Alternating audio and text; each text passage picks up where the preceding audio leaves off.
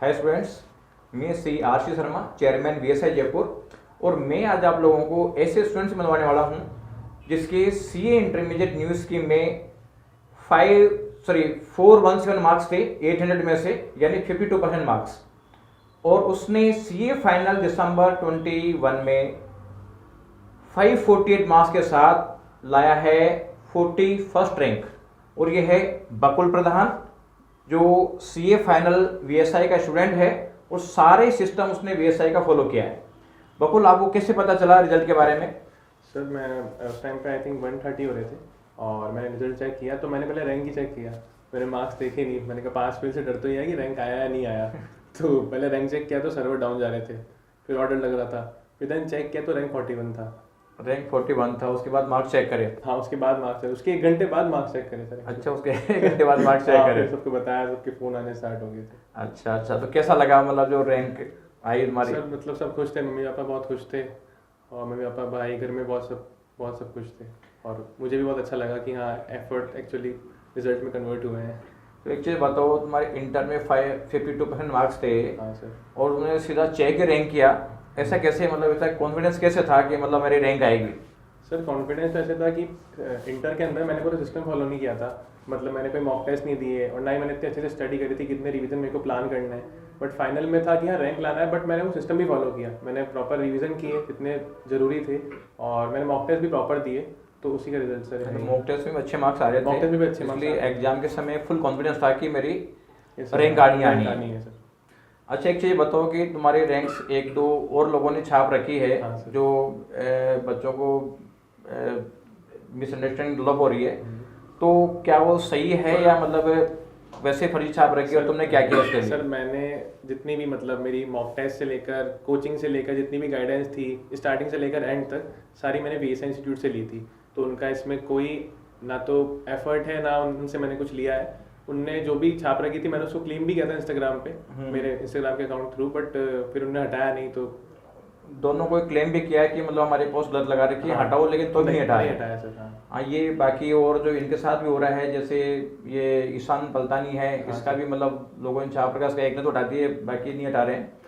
तो ये ऐसे मिस इंटरप्रिटेशन से क्या मतलब मैसेज आता है बच्चों को कि सर इससे यही है कि लोग बाजार में इन्फ्लुएंस करने वाले खूब हैं। आप समझदार हैं, सब अपना डिसीजन खुद ले सकते हैं। तो इन्फ्लुएंस किसी के पोस्ट से ना हो कि इतनी रैंक वो दिखा रहा है, मेरे 20 रैंक है, मेरे 25 रैंक है, मेरे 30 रैंक है, तो उससे इन्फ्लुएंस ना हो और खुद का डिसीजन खुद लें कि हाँ एक्चुअली में कौन सा इंस्टीट्यूट अच्छा है कौन सा नहीं है, कौन सच में एफर्ट्स को रिजल्ट में कन्वर्ट करना जानता है या नहीं जानता है। तो उस अकॉर्डिंग से खुद डिसीजन लेके कोचिंग का डिसाइड करें। अच्छा, एक चीज़ बताओ, आपका तो पूरा रोल बीएसआई का रहा है, दूसरा कुछ रोल नहीं है, फिर भी दूसरा क्लेम कर रहे हैं, तो लोगों को मतलब गुमराह कर रहे हैं। अच्छा, आप की जब सीए इंटरमीडिएट क्लियर करने के बाद में आर्टिकलशिप स्टार्ट हो जाती है, तो आर्टिकलशिप के साथ साथ में स्टडी भी करनी होती है, तो उसको कैसे बैलेंस किया आपने? सर आर्टिकलशिप के टाइम तो क्या था ना कि मेरी कोचिंग होती थी, तो मैं रिकॉर्डेड कोचिंग्स लेता था। मैंने ऑनलाइन लिया था बैच बीएसआई का, तो मैंने रिकॉर्डेड कोचिंग्स ली और जितना मैं पढ़ता था, मतलब आर्टिकलशिप के टाइम पे इतनी पढ़ाई नहीं होती थी, बट जो मैं कोचिंग में पढ़ता था उसी को मैं रिवाइज करता था आर्टिकलशिप के दौरान।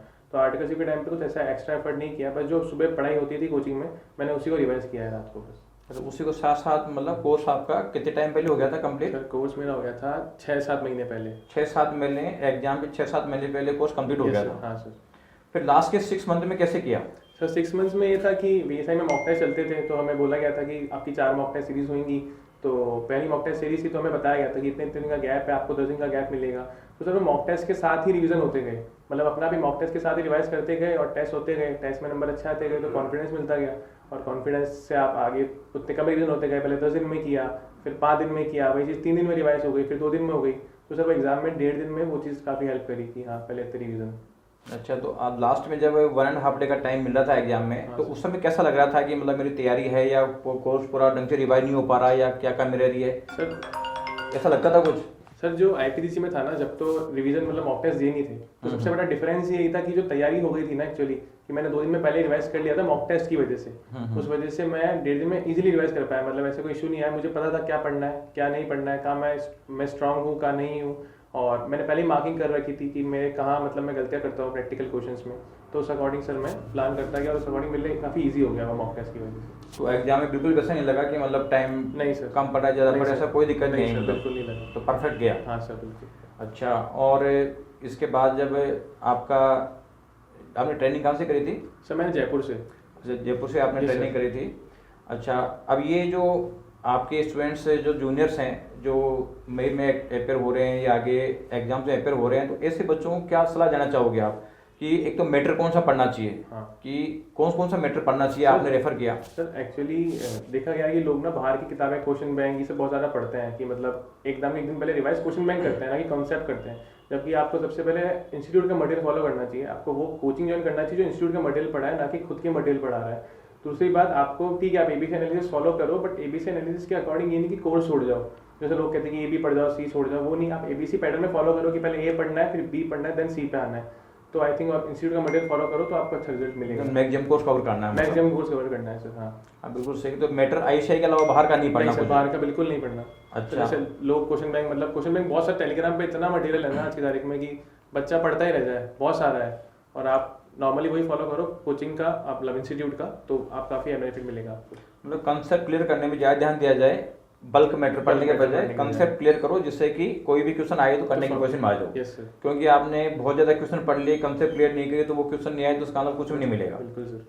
अच्छा, इसके अलावा बच्चे घबराते रहते हैं कि यार एग्जाम बहुत टफ है, इस डर के मारी मतलब स्टडी नहीं हो पाती है और पैनिक रहते हैं बच्चे, तो ऐसे को क्या करना चाहिए? सर एक्चुअली ना क्राउड से दूर रहो। मतलब जो आपको ऐसे जो स्टूडेंट मिलेंगे सी में पक्का मिलेंगे कि हाँ यार मैंने इतनी बार दे लिया, 2 बार दे लिया, 3 बार दे लिया, नहीं हो रहा है, रैंक लाना तो छोड़ो, पास होना ही मुश्किल है। तो जब आप क्राउड से दूर रहोगे ना और मॉक टेस्ट दोगे तो अपना आपका जो कॉन्फिडेंस इंप्रूव होगा कि हाँ मैं अच्छा कर सकता हूँ, मैं रैंक भी ला सकता हूँ। तो थॉट प्रोसेस इंप्रूव करोगे ना तो आई थिंक हो जाएगा। मतलब Positivity पॉजिटिविटी मेंटेन करनी है, पॉजिटिविटी के अलावा, और डरना नहीं चाहिए मतलब। बिल्कुल सर। और पूरी प्लान बना के स्टडी की जाए तो ये जो सीए का एग्जाम है इतना टफ नहीं लगेगा और पहली बार में निकल सर जाएगा। हमारे साथ ये भी अच्छा पॉजिटिव था कि जैसे हम मौके देते थे तो आप सर लाइव आते थे उस टाइम पे, तो आप थोड़ा सा बताते थे कि हाँ थोड़ा पॉजिटिव रहो, डरो, नंबर कम भी आ रहा है तो भी पॉजिटिव रहो, सब अच्छा जाएगा। तो सर वो भी कॉन्फिडेंस बूस्ट करता था कि हाँ आगे के टेस्ट की तैयारी कैसे हाँ, करनी है, कैसे सारी करनी है, चीज़ें हाँ हैं। सर, तो हाँ। बिल्कुल ये तो ज़रूरी है ये, लेकिन आपने बहुत मेहनत करी है और उसका रिजल्ट आपको मिला है, और इसका इफेक्ट आपके जो पैकेजेज है या जो जॉब्स है उसमें आपको देखने को मिलेगा। तो बकुल बहुत बहुत धन्यवाद, आपने बच्चों को गाइड किया और अपनी स्ट्रेटेजी बताई जिससे कि बच्चे उसका बेनिफिट ले सकें। Thank you. Thank you.